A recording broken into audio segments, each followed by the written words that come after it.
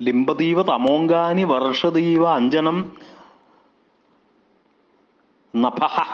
ആകാശം കൺമഷി വർഷിക്കും പോലെയും തമസ് അന്ധകാരം. തമസ് അവിടെ പറഞ്ഞില്ല. തമഹ എന്ന് വാക്ക് കേൾക്ക. അങ്കാനി ലിംബത് ഇവ. അവിടെ മറ്റേ അന്ധകാരം, ഇരുട്ട്, കണ്ണ് കാണായ്മയാണ് ശരീരത്തിന്. ആകെ ഒരു ഇരുട്ട് വന്നിട്ട് അന്ധകാരം. ഇരുട്ട് എന്ന് അവിടെ പറഞ്ഞിട്ടില്ല. അവിടെ അന്ധകാര അങ്കാനി ലേപനം കരോതി ഇവ ആകാശ അഞ്ജനം വർഷതി ഇവ. അന്ധകാരം ശരീരത്തെ ലേപനം ചെയ്യുന്നത് പോലെയും ആകാശം കൺമഷി വർഷിക്കും പോലെയും. തമോവ്യാപനം സകല വസ്തു മലിനീകരണേന അഞ്ജനലേപനം ഇവ അഞ്ജന വർഷമേവ ഉത്പ്രേക്ഷ്യമാണത്വാത് വസ്തുൽപ്രേക്ഷ. തമോവ്യാപനം, തമസിന്റെ വ്യാപനം സകല വസ്തു മലിനീകരണം കൊണ്ട് അഞ്ജനലേപനം ഇവ, അഞ്ജന ലേപനം ഇവ. കണ്ണില് ഒക്കെ കൂടി എല്ലാ സ്ഥലത്തും ഇരുട്ട്, മറ്റേ അഞ്ജനം ഒക്കെ കൂടി ഒരു കറുപ്പ്. സകല വസ്തു മലിനീകരണ, എല്ലാ വസ്തുവിനെയും മലിനീകരിക്കുന്നുണ്ട്. അഞ്ജനലേപനം ഇവ.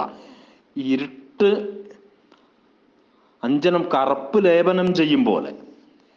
ലിംബതി എന്ന് പറഞ്ഞാൽ ലേപനം ചെയ്യാണ്. പിന്നെ അഞ്ജന വർഷം ഇവ, കൺമഷി വർഷിക്കും പോലെയും ഉൾപ്രേക്ഷിക്കുന്നത് കൊണ്ട് വസ്തു ഉൾപ്രേക്ഷ. തമോവ്യാപനസ്യ അനുക്തത്വാത് അനുക്ത വിഷയാച. തമോവ്യാപനത്തിന്റെ, തമസിന്റെ ഇരുട്ടിന്റെ വ്യാപനം ഇവിടെ പറഞ്ഞിട്ടുമില്ല. ആ കൂടി ഒരു കണ്ണ് കാണായ്മ എന്നേ പറഞ്ഞുള്ളൂ. തമ അങ്കാനി ലിംബത് ഇവ. അന്ധകാരം ശരീരത്തിനെ എങ്ങോട്ട് ലേപനം ചെയ്യുന്നു, ആകാശം കൺമഷി വർഷിക്കുന്നു എന്നൊക്കെ പറഞ്ഞാൽ അത് പറയേണ്ട ഇരുട്ടിന്റെ വ്യാപനാണ്. അത് മറ്റു വാക്കുകൾ കൂടെ പറഞ്ഞു എന്ന് മാത്രമേ ഉള്ളൂ. അപ്പം അന്ധകാരം ശരീരം ലേപനം ചെയ്യുന്ന പോലെയും ആകാശം കൺമഷി വർഷിക്കും പോലെയെന്നും പറഞ്ഞിടത്ത് ഈ തമോവ്യാപനസ്യ അനുക്തത്വാത്, തമോവ്യാപനം എന്ന വസ്തു വാക്കുകൊണ്ട് പറയാത്തത് കൊണ്ട് അനുക്തത്വാത് അനുക്ത വിഷയാച, അനുക്ത വിഷയ എന്ന് പറഞ്ഞുള്ള വസ്തുവിൽപ്രേക്ഷയാണ്. അതിന് മറ്റൊരു ഉദാഹരണം കൂടെ പറയാണ്. പിനഷ്ടീവ തരംഗാഗ്രഹി സമുദ്ര ഫേനചന്ദനം തദാദായ കരേരിന്ദു ലിംബതീവ ദിഗംഗനാഹ. പിനഷ്ടി ഇവ തരംഗാഗ്രഹി സമുദ്ര ഫേനചന്ദനം. പിനഷ്ടി എന്ന് പറഞ്ഞാൽ അത് പ്രേഷണം കരോതി ഇവ. സമുദ്ര തരംഗാഗ്രഹി പേനചന്ദനം പിനഷ്ടി ഇവ.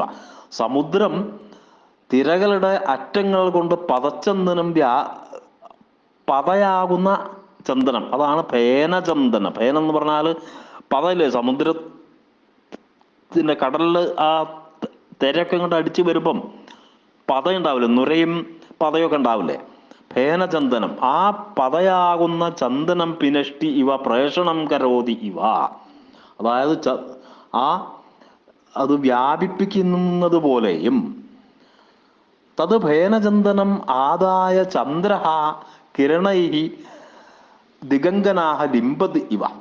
ആ ഫേനചന്ദനം എടുത്തിട്ട് ചന്ദ്രൻ രശ്മികളെ കൊണ്ട് ദിക്കാകുന്ന അങ്കനകളെ, ദിക് സുന്ദരികളെ ലേപനം ചെയ്യുന്നത് പോലെയും തോന്നുന്നു എന്നർത്ഥം. ലിംബതി ഇവ.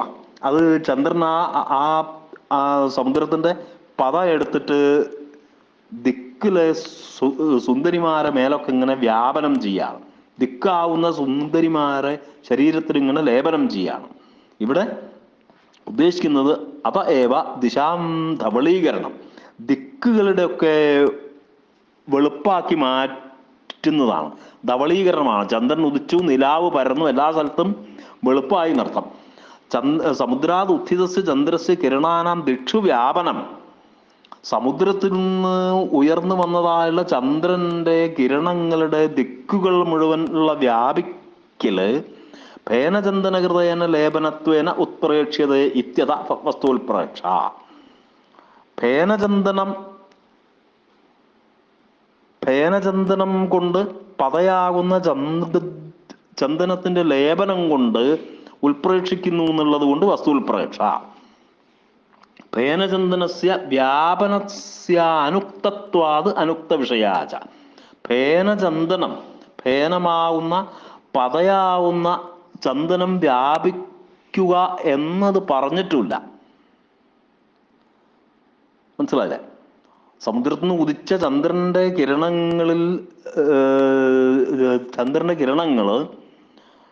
കിരണങ്ങൾ ദിക്കുകളിൽ വ്യാപിക്കുന്നത് ഫേനചന്ദനമായിട്ട് ഉൽപ്രേക്ഷിക്കുന്നു.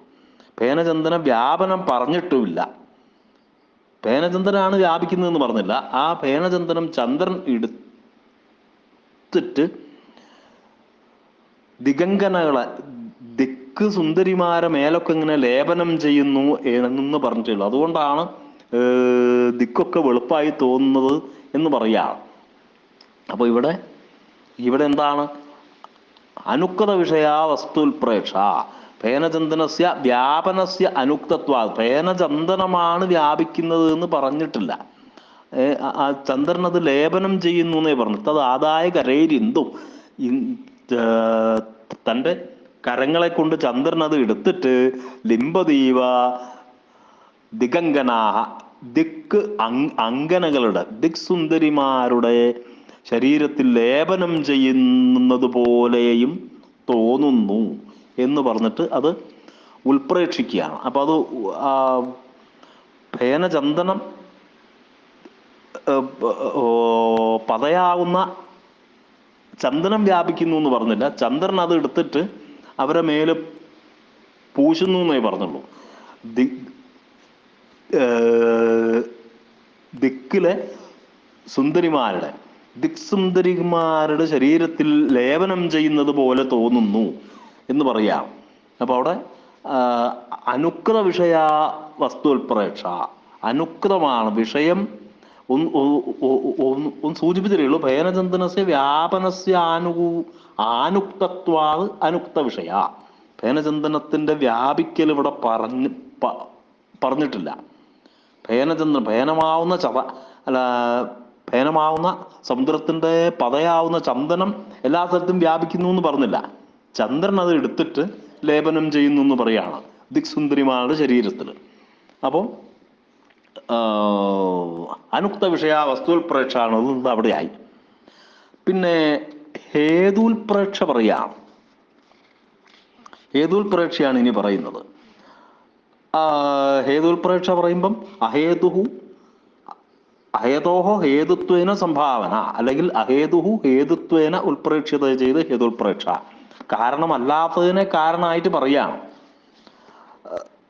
ഇവിടെ രണ്ടെണ്ണം പറയണം. സിദ്ധ വിഷയാഹേതുൽപ്രേക്ഷ, അസിദ്ധ വിഷയാഹേതുൽപ്രേക്ഷ എന്നുള്ള രണ്ട് രീതിയിലേക്ക് രണ്ടെണ്ണം ആയിട്ട് പറയാണ്. സിദ്ധ വിഷയാഹേതുൽപ്രേക്ഷ. അപ്പൊ ഇവിടെ കാരണം അല്ലാത്തതിന് അഹേതോഹോ ഹേതുത്വ സംഭാവന, കാരണമല്ലാത്തതിനെ കാരണമായിട്ട് പറയാണ്. അങ്ങനെയല്ലേ? നോക്കിക്കോളൂ. രക്തൗതവ ആംഗ്രീ മൃദുലവു ഭുവി വിക്ഷേപണാത് ധ്രുവം. അവിടെ ആ ധ്രുവം എന്നുള്ളത് ഈ ഉൽപ്രേക്ഷ ദ്യോതകമായിട്ടുള്ള പദമാണ്. ഒരു നായികയോട് പറയാണ്, രക്തൗതവ അംഗ്രീ മൃദുലവു, നിന്റെ മൃദുലങ്ങളായ കാലടികള് ചുവന്നിരിക്കുന്നത്, രക്തവും നിന്റെ കാലടികള്, മൃദുലങ്ങളായുള്ള കാലടികൾ ചുവന്നിരിക്കുന്നത് ധ്രുവം ഭുവി വിക്ഷേപണ, തീർച്ചയായിട്ടും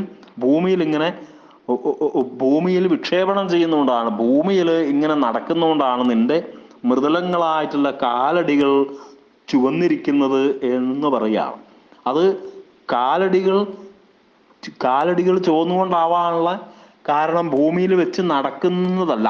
അഹേതോഹോ ഹേതുത്വ സംഭാവന, കാരണമല്ലാത്തതിനെ കാരണം ആയിട്ട് പറയാണ്. തവ മൃദുലവും ചരണവും ഭുവി സഞ്ചരണാത് ഹേതോ രക്തവർണ്ണവും, നിന്റെ മൃദുലങ്ങളായിട്ടുള്ള കാലടികൾ ഭൂമിയിൽ സഞ്ചരിക്കുന്ന കാരണം കൊണ്ടാണ് രക്തവർണ്ണങ്ങളായി തീർന്നത്. അത്ര ഭുവി വിക്ഷേപണം, പാദയോഹോ രക്തവർണ്ണസ്യ ഹേതുത്വേന ഉൽപ്രേക്ഷ്യതേ ഇത്യത ഹേതുൽപ്രേക്ഷ. ഇവിടെ ഭൂമിയിൽ കാലടികൾ വെക്കുന്നത് കൊണ്ടാണ് കാലടികൾ ചുവന്ന നിറം ആവാനുള്ള കാരണം എന്ന് കാരണത്വേന ഉൽപ്രേക്ഷിക്കുന്നത് കൊണ്ടാണ് ഹേതുൽപ്രേക്ഷ. അത് കാരണമായിട്ട് പറയാണ്. പാദയോഹോ രക്തവർണ്ണസ്യ സ്വതസിദ്ധത്വാത് ഭുവി വിക്ഷേപണം തത്തർന്ന ഹേതു. പാദയോഹോ കാലുകൾക്ക് ചുവന്ന നിറം സ്വതവേ ഉള്ളതാണ്. അത് ഭൂമിയിൽ വിക്ഷേപണം ചെയ്യുന്നതുകൊണ്ട് ഉണ്ടാവുന്നതല്ല. തതോ അപി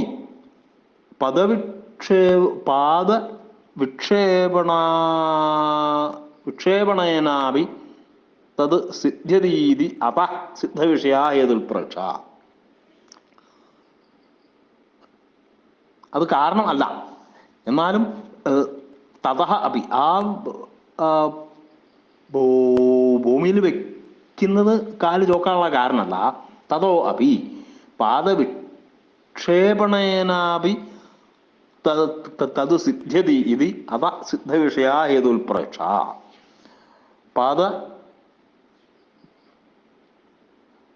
പാദവിക്ഷേപണം കൊണ്ട് തത് സിദ്ധ്യതി ഇതി അത സിദ്ധവിഷയാ ഹേതുൽപ്രേക്ഷ.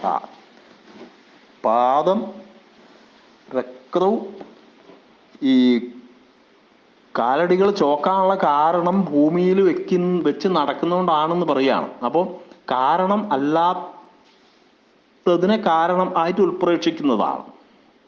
മനസ്സിലായില്ല? അഹേതോഹോ ഹേതുത്വ സംഭാവന. കാലടി ചോക്കാനുള്ള കാരണം സ്വതവേ തന്നെ അത് ചോപ്പാണ്. പാദയോഹോ രക്തവർണ്ണസ്യ സ്വതസിദ്ധത്വാത് ഭൂമി വിക്ഷേപണം തത്തർന്ന ഹേതു. ഭൂമിയിൽ വെക്കുന്നത് കാരണമല്ല.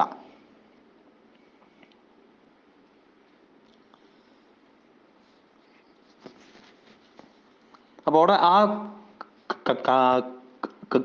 കാലിന്റെ ചുവപ്പ് എന്നുള്ള വിഷയം ഉണ്ട്. കാലിന്റെ ചുവപ്പ് എന്നുള്ള വിഷയം അവിടെ ഉണ്ട്. ഇല്ലേ? സാധാരണ കാലിൽ ഇപ്പം നമുക്കറിയാലോ, കാലടി ചുവന്നുകൊണ്ടായിരിക്കും എന്നുള്ളത് കൊണ്ട് സിദ്ധവിഷയ ഹേതുൽപ്രേക്ഷ. സിദ്ധവിഷയമായിട്ടുള്ള വിഷയം പ്രസിദ്ധമായതാണ്. പ്രസിദ്ധമായതുകൊണ്ട് സിദ്ധവിഷയ ഹേതുൽപ്രേക്ഷ. പിന്നെയും പറയാണ് അപരമുദാഹരണം. വേറെ ഉദാഹരണം പറയാണ്. രാത്രൗ രവേർ ദിവാജ എന്തോരഭാവാദിവസ പ്രഭു ഭൂമൗ പ്രതാപയശസി സൃഷ്ടവാൻ സവിതോദിതേ. രാത്രൗ രവേര ദിവാചെന്തോ. രാത്രിയിൽ സൂര്യന്റെയും പകൽ ചന്ദ്രന്റെയും അഭാവത്താൽ അദ്ദേഹം പ്രഭുവിനെ പോലെയായി. ഭൂമിയിൽ പെട്ടെന്ന് ഉണ്ടായ പ്രതാപയശസ്സുകളെ സൃഷ്ടിച്ചവനായി. ഭൂമൗ പ്രതാപയശസ്സി സൃഷ്ടവാൻ സതതോദിതേ. ആ സംസ്കൃതം തന്നെ നോക്കിക്കോളൂ. രാജ്ഞ പ്രതാപം യശസം ജാതീർത്യ വർണ്ണേരി. രാജാവിൻ്റെ പ്രതാപത്തെയും കീർത്തിയെയും പറ്റിയിട്ടാണ് ഇവിടെ വർണ്ണിക്കുന്നത്. രാത്രോ സൂര്യസ്യ. രാത്രിയിൽ സൂര്യന്റെയും ദിവാചന്ദ്രസ്യ അഭാവ പകല് ചന്ദ്രന്റെയും അഭാവം കൊണ്ട് സ പ്രഭു അദ്ദേഹം ആ പ്രഭു ഭൂമൗ സതതോദിതയ പ്രതാപയശസ്സി സൃഷ്ടവാൻ. ഭൂമിയിൽ പെട്ടെന്ന് ഉണ്ടായതായ പ്രതാപത്തിനെയും യശസ്സിനെയും സൃഷ്ടിച്ചു. അത്ര രാജ്ഞ പ്രതാപയശസോ ഹേതു രാത്രോ സൂര്യാഭാവ ദിവാചന്ദ്രാഭാവശ്ച. രാജാവ് പെട്ടെന്ന് പ്രതാപവും യശസ്സും ഉണ്ടാക്കി. ആ രാജാവ് പെട്ടെന്ന് സതതോദിതയ ഭൂമിയിൽ ഉദിതമായി, ഭൂമിയിൽ ഉദിച്ചു വന്നു. പ്രതാപവും യശസ്സും ആ സൂര്യന്റെയും ചന്ദ്രന്റെയും പോലെയുള്ള. അത്ര രാജ്ഞ പ്രതാപ യശസ്സോ ഹേതു രാത്രോ സൂര്യാഭാവ. അതായത് അവിടെ രാജാവിന്റെ പ്രതാപ യശസ്സുകൾക്ക് കാരണം രാത്രിയിൽ സൂര്യൻ ഇല്ലാത്തതോ പകല് ചന്ദ്രൻ ഇല്ലാത്തതോ അല്ല. അപ്പൊ അതുകൊണ്ട് അഹേതും ഹേതുത്വേന ഉൽപ്രേക്ഷണാന്ന് ഹേതുൽപ്രേക്ഷ. കാരണമല്ലാത്ത ഒന്നിനെ കാരണമായിട്ട് ഉൽപ്രേക്ഷിച്ചതുകൊണ്ട് ഹേതുൽപ്രേക്ഷ. അത്ര കവിഭാവനയാ പ്രതാപയശസോഹോ സൃഷ്ടി. അത്ര ഇവിടെ കവിഭാവനയാൽ പ്രതാപ യശസ്സുകളുടെ സൃഷ്ടി സ്വതസിദ്ധത്വാ സിദ്ധവിഷയാച. പ്രതാപ യശസ്സുകൾ രാജാവിനുണ്ട്, അത് സ്വതവേ തന്നെ ഉള്ളതാണ്. അതുകൊണ്ട് തന്നെ സിദ്ധവിഷയ ഹേതുൽപ്രേക്ഷയാണ്. സിദ്ധവിഷയമായിട്ടുള്ള വിഷയം പ്രസിദ്ധമാണ്. അത് രാജാവിന് പ്രതാപം യശസ്സും ഒക്കെ ഉണ്ടാവും. അതുകൊണ്ട് സിദ്ധവിഷയ ഹേതുൽപ്രേക്ഷ എന്ന് പറയും.